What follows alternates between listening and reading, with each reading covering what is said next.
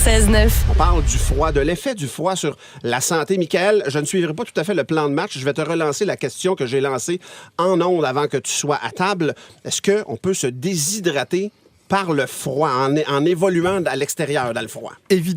Évidemment, Martin. Bonjour, la gang. Bonjour à tout le monde. Doc. Évidemment Salut. qu'on peut se déshydrater quand il y a du froid. Donc, on aurait les mêmes symptômes que quand ça nous arrive à l'été à C'est plus ça, parce 38. que le froid extrême, c'est comme le chaud extrême, si tu veux, l'organisme se bat tout le temps pour lutter contre ça.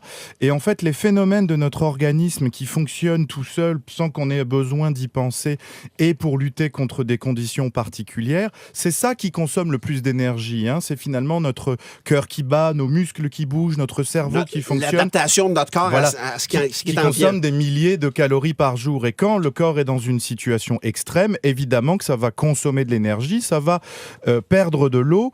On perd de l'eau par la respiration. Je rappelle à nos auditeurs que quand on respire, quand il fait froid, on voit cette fumée là qui sort. Petite vapeur d'eau. C'est de la vapeur d'eau, c'est de la condensation. Donc tout ça, c'est de l'eau qui s'échappe de notre corps et qu'on perd de notre organisme, évidemment. On transpire sous nos vêtements.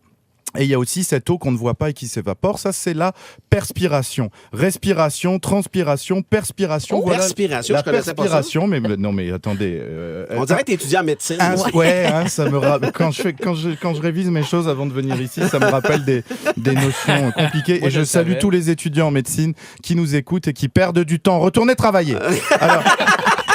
Alors, en tout cas, avec tous ces événements-là, évidemment, quand il fait froid, on perd beaucoup d'eau. Et donc, c'est très bon, Martin, et pas du tout niaiseux de le rappeler. Dans le froid extrême, un peu comme dans le chaud extrême, il faut penser, même si c'est contre-intuitif, à plus s'hydrater. Les petits qui jouent dans le banc de neige pendant 2 heures puis qui montent la côte puis qui... Exactement. Il faut penser à boire. Mais Doc, qu'est-ce qu'est le froid extrême et est-ce que le risque est le même pour tout le monde? Je pensais sur le pont Champlain, je pensais à ces travailleurs qui sont sur la nouvelle structure en haute altitude, au-dessus de l'eau frigorifiée à grand vent. Est-ce que ça varie d'une personne à l'autre? Alors, ça varie d'une personne à l'autre, évidemment. On pense souvent, quand on pense au froid extrême, le froid extrême, globalement, c'est moins que moins 25. Après, quand on regarde, en comptant le facteur éolien, après, quand on regarde selon les régions, évidemment, comme les températures sont pas les mêmes, les équipements sont pas les mêmes, et si vous voulez, la météo locale est pas la même, dans les règles du Québec, les alertes de froid extrême sont lancées à des températures inférieures. Plus on monte au nord, c'est pas le même code d'alerte en Outaouais qu'à Montréal. Mais non, officiellement non. Par contre, là, je suis pas ici pour parler des lois, mais pour parler des effets sur le corps. Pour parler des effets sur l'organisme, le froid extrême, c'est moins que moins 25. Alors évidemment, on pense à des gens en particulier, on pense aux enfants, parce que les enfants ont des mécanismes de régulation qui fonctionnent moins bien que nous. On pense évidemment aux bébés. Alors ça, pour les bébés, le froid extrême, c'est moins 12. Quand je dis bébé, je parle nourrisson, c'est-à-dire les enfants de quelques semaines, quelques mois, parce qu'au bout d'un moment, quand un enfant il a plus de couches, il est debout, il parle, il mange, il bouge. Au niveau organique, c'est plutôt comme un petit adulte. Par contre, un petit bébé qui bouge pas, qui régule pas, qui a une tête qui fait la moitié de son corps, qui est sanglé dans sa poussette, etc., ça, physiologiquement, médicalement, on ne peut pas considérer que c'est comme un adulte. Donc ça, c'est moins 12, la limite. Combien de temps tu laisserais un enfant dehors aller jouer? Parce qu'on veut qu'il bouge un peu. Mais est-ce qu'il y a un temps limite? Exactement. Alors, dans le froid extrême, on considère que le temps limite pour les enfants comme tels, c'est-à-dire en âge scolaire, c'est plutôt 35-40 minutes. Toutes les 35-40 minutes maximum, il faut quand même essayer de les mettre au chaud. Pourquoi 35-40 minutes? Parce que c'est à peu près le temps que vont mettre à se former les lésions de la peau. Là, on va parler par exemple des engelures. Les engelures, elles vont se former au bout d'à peu près une demi-heure à 40 minutes. Et donc, le meilleur moyen de lutter contre les engelures, ça reste encore évidemment la prévention, c'est-à-dire certains laps de temps, genre une demi-heure, rentrer à l'intérieur sans rien faire d'autre, juste pour boire un coup, par exemple, pour ne pas se déshydrater. En tout cas, pour garder un bon niveau d'hydratation et que la peau se réchauffe. Pour les bébés, ce qu'il faut évidemment, c'est bien les emballer. Ce qu'il faut évidemment, c'est plutôt éviter de les sortir quand il fait moins que moins 12, moins 15. Et il faut les protéger particulièrement, c'est-à-dire bien les couvrir dans la poussette. Et les bébés, comme ils ne peuvent pas vraiment nous dire qu'ils ont froid là ou là, il faut évidemment essayer d'éviter de laisser des morceaux de peau qui dépassent. C'est-à-dire qu'il faut utiliser Un des peu cagoules, vérifier aussi les si, gants. Les gants, c'est important. Toujours vérifier que son bébé il a gardé les gants parce qu'il dit pas quand il a perdu les gants. Et puis donc et les lunettes de protection avec notamment les protections latérales parce que quand il y a du vent et qu'il fait très froid et qu'on sort un bébé en poussette, le vent peut s'engouffrer comme ça et ça peut geler les cornets des enfants. Eh Oh my mon God, Dieu! OK. Vous parlez d'engelure, vous parlez d'hypothermie, docteur. Moi, je veux comprendre la différence entre tout ça. Est-ce qu'on peut répondre à cette question-là au retour de la circulation? Mais oui, évidemment, Tammy. Merci, docteur. 96.9. Eh, mon Dieu, on a plein de questions pour Ben le oui. doc parce qu'il fait froid, puis quand on pèle dehors, puis les pouces qui gèlent, puis tout ça. Tammy, tu as lancé une Ben question oui, précise à le Mickaël. froid a des conséquences pour la santé, hein? L'exposition au froid. C'est quoi la différence entre les engelures et l'hypothermie? Alors les engelures, c'est pour ça qu'on parlait du facteur éolien. Le facteur éolien, c'est hyper important parce que c'est la vraie température que va ressentir les parties exposées, donc la peau.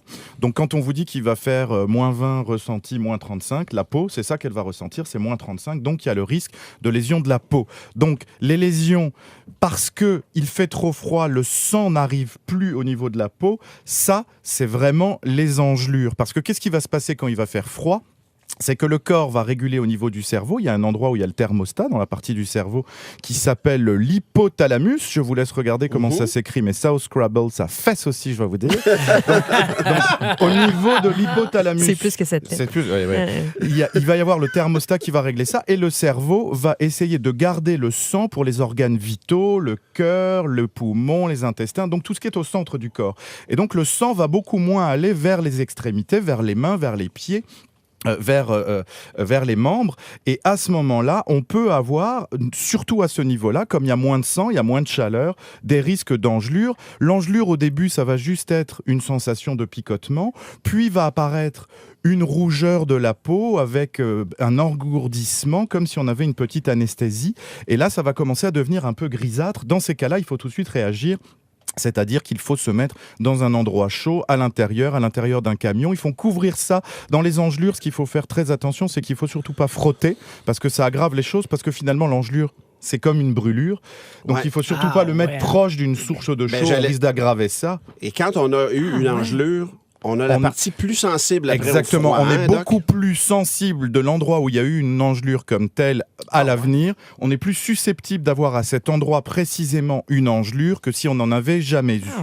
Donc il faut tout de suite réagir et je parle notamment pour les enfants. Si 12 à 24 heures après la survenue d'une engelure quelque part, vous voyez apparaître comme une brûlure une cloque, une ampoule, ou qu'on se plaint encore d'une grosse douleur avec une peau qui a un aspect bizarre, à ce moment-là, il faut absolument en urgence aller consulter parce que ça se gère comme une brûlure.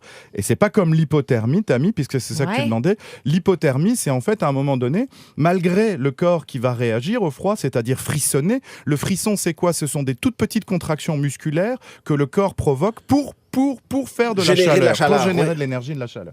Bon, mais et puis il va y avoir aussi la chair de poule, qui sont un vieux réflexe qu'on a de quand on était des hommes préhistoriques. C'est chaque muscle érecteur du poil. Dans chaque poil, il y a un muscle, un tout petit muscle. Va dresser le poil pour comme ça essayer de faire une deuxième couche de chaleur. Mais quand ces mécanismes-là sont débordés, la température du corps va commencer à chuter. 35 degrés, 36 degrés, là on frissonne. 34 degrés, 33 degrés, là on commence à devenir bleu, à être pas bien, à avoir une rigidité musculaire. 32 degrés, 31 degrés, le cerveau commence à être anesthésié, on raconte n'importe quoi, on a des troubles de conscience. C'est le contraire de la fièvre, mais c'est des bas. délires. Exactement. Et là, on arrive 31, 30 degrés, le cœur peut s'emballer. En dessous de 30 degrés, on est supposé de mourir. Donc c'est ça. Sauf pour Walt Disney, là. Sauf pour la Reine des Neiges. Mais c'est vrai.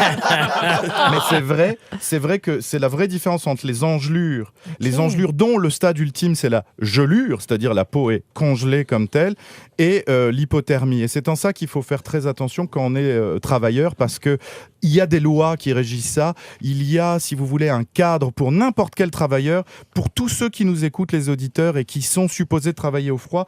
Allez regarder sur cchst.ca. CCHST, c'est le Comité pour l'hygiène et la santé au travail. Répète-le plus doucement. CCHST.ca. D'accord ? C'est pour l'hygiène et la santé au travail. C'est un peu les règles officielles pour le travail, même si vous êtes un handyman, que vous êtes employé pour aller travailler sur un toit, sur une gouttière, etc. Il y a des dangers, d'accord ? Il y a des conseils là-dessus pour savoir comment s'habiller, comment s'équiper. Puis il y a des règles, il y a des températures par lesquelles on ne sort pas, et il y a des températures par lesquelles tous les tant de minutes. Il y a les laps de temps qui sont... Voilà. Donc, tout ça est très cadré. Protégez votre corps, les travailleurs à l'extérieur, parce que votre corps, c'est votre outil le plus précieux. C'est ça que je voulais vous dire. Michael, merci infiniment. C'est toujours très, très intéressant. Et il y a beaucoup de questions sur la messagerie texte. On ne pourra pas tous vous répondre. Billy vous donnera une réponse un peu plus tard. Billy, qui à force de me côtoyer, est un équivalent d'étudiant en 4e année de médecine, ça je vais vous le dire. Et puis avec son fils, passe pas, là. Et puis avec son fils qui fait tous ses problèmes, il est spécialisé en pédiatrie et pneumologie. Je connaissais ça, moi, l'hippopotamus.